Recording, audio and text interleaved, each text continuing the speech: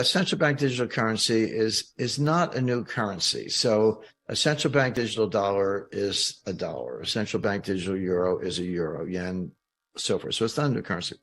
It's a new ledger and it's a new payment channel. That's what's changed. And it's not a cryptocurrency. This is not blockchain. The ledger, still working it out whether the ledger is maintained by the Treasury or the Fed. The Fed could be fiscal agent for the Treasury.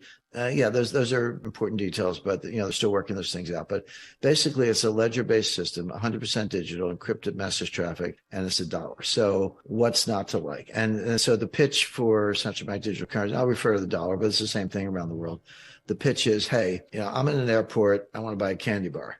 And I go up and I buy the candy bar and I pay for it with a credit card. And what is the retailer? How does he or she get paid? Well, they take my receivable, right? And they sell them to somebody called a merchant acquirer. Merchant acquirers go out and they just scoop up, hundreds of millions of dollars worth of credit card receivables, and they pay the merchant. So I get the candy bar. They got paid by the merchant acquirer. What does the merchant acquirer do? They deliver them to MasterCard or Visa, and MasterCard or Visa pays them. What does MasterCard do? They ship them out to all the banks who issue the MasterCards. And the banks pay them. And what does my bank do? Sends me a bill and I pay the bank. Okay. So it's all good. But we got 5 parties to buy a candy bar. We got me, the retailer, the merchant acquirer, MasterCard, and the issuing bank. 5 counterparties, 5 different exchanges of value, spreads all along the way. It's clunky, expensive. And the Fed says, hey, with a central bank digital currency, Jim will have an account at the Fed, probably my bank, but same thing, a little QR code, boom. And the payment goes directly from A to B. It's like Venmo, right? With a few more zeros. So it's better, faster, cheaper. The Fed's not going to disintermediate the banks because they exist to prop up the banks. Now, something else has to happen at the same time. You got to get rid of cash, because if people don't like central bank digital currencies, and I'll give you 20 reasons not to like them in a minute, but if that's your view, you just say, I'll pay cash. I'll hand the person, $5 bill. Give me some change. So you got to get rid of cash. And Ken Rogoff, a Harvard professor, and others have been working on that for a long time. But getting rid of cash and pushing out the central bank digital currency go hand in hand. So I always say, if you want to slaughter pigs, you got to get the pigs in a chute and line them up and get them into the slaughterhouse. So you can't let them run around because they'll run away. If you want to slaughter sabers, you got to get them into this digital chute, into the digital slaughterhouse, but they're working on that. So now, where are we? We're in a world where there is no more cash. Maybe you have a credit card, but all the payment channels are through the central bank digital currency. What's the difference? The difference is the Fed or Treasury, again, probably the FBI, they can see what you're doing. Now, the other thing is the digital currency, the CBDC, is programmable. So what comes next? Okay, we're all in the CBDC dollar world, right? They say, oh, well, you know what? You've been buying a little too much gasoline, Jim. Looks like you've been driving up and down the East Coast. We're not going to let your CBDC card work at a gas pump for the next 10 days because you're using up too much gas. Oh, your heating bill's a little high. Oh, you need to turn thermostat down, get it down to 64 or whatever. My wife actually likes that, but I don't. So, turn your thermostat down. So we're not going to let you pay your heating bill. In other words, they can control how you spend your money, what you spend it on. It's a totalitarian system, but it's what government's like. Okay, Jim, you just got, $10,000 in your bank account, whatever. We're going to deduct 1% a month until it's all gone. So you better spend it. Or maybe we'll deduct 5% a month. It's like a prepaid debit card or these gift cards. People buy gift cards on Amazon. They have expiration dates. A Metro card in the New York subway has an expiration date. If you buy a $50 Metro card and you don't use it up, it goes away. Well, this will happen to your bank account. So between total surveillance, forced stimulus, because if you don't spend it, we'll take it away. Negative interest rates, same thing.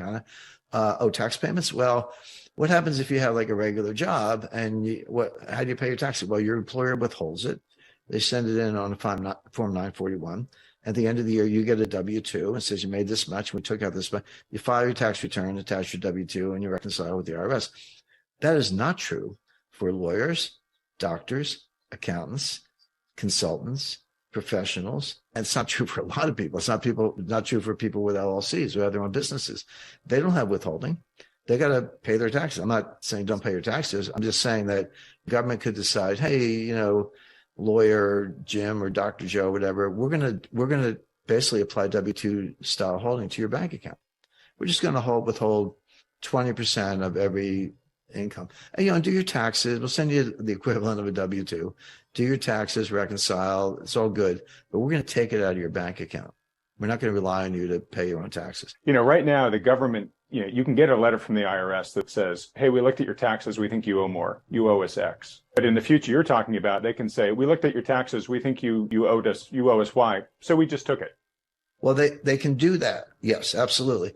But I was suggesting something even more, nefarious, which is it's not even about reconciling last year's tax return or 2 years ago tax return. It's real time. It's like, we're just going to take 20% out of your account every month because, you should be in a 40% bracket. You got some deductions, whatever. We'll sort it out at tax time, but we're just going to take it out every month. Right. This is actually thought control. And you say, well, don't they have it already? The answer is no, because MasterCard might know what I'm buying, but the government doesn't know. They got to subpoena MasterCard.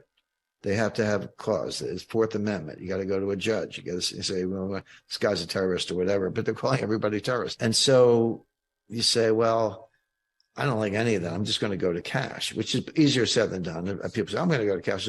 Try going to your bank and withdrawing $100,000 of cash. Let me know how it works out. Right. I mean, I know what they'll do. They'll say, come back next week, make an appointment, bring your birth certificate and your social security card and 5 forms of photo ID and your passport. And you can do it, but they'll file a currency transaction report or CTR with the Financial Crimes Enforcement Network, FinCEN. By the way, notice the word crimes, Financial Crimes Enforcement Network. You didn't do anything wrong. It's your money, but you're going to go into a file right next to Osama bin Laden. I mean, I've been there. I used to do intelligence work with the government. I've been to FinCEN. I know how it all works. And that's if you want your cash, but they'll get rid of cash and you'll be forced into this digital slaughterhouse. And you say, well, then what can I do? And by the way, the American people, and maybe people around the world, but I'll speak of America, are extremely adaptive and extremely inventive when it comes up to new forms of money. If they really don't like the money that's out there, they will come up with new forms of money. I remember in the late 50s growing up, like 9, 10-year-old kid, there was always some, great uncle or distant cousin who was, adult would say, hey, kid, don't take any wooden nickels. What's a wooden nickel? But in the 1930s, they had wooden nickels. It was real. The Fed screwed up. There was not enough money. We were in the middle of the Great Depression, and towns and communities would get someone to make wood discs, little wood circles, and they would stamp it with, $5 or probably 5 cents in those days, wooden nickel. What do people do today? Silver and gold. And also silver dollars. When I was a kid, on your 10th birthday, somebody would give you 10 silver dollars, which was a lot of money at the time. Silver dollars were American dollars from like 1790 to, they stopped making them, I think, in the late 1960s, 68, somewhere during Vietnam. They're still around. I mean, the silver dollar today is garbage because there's so much silver in it. But the old silver dollars, I mean, if you have one today, it's worth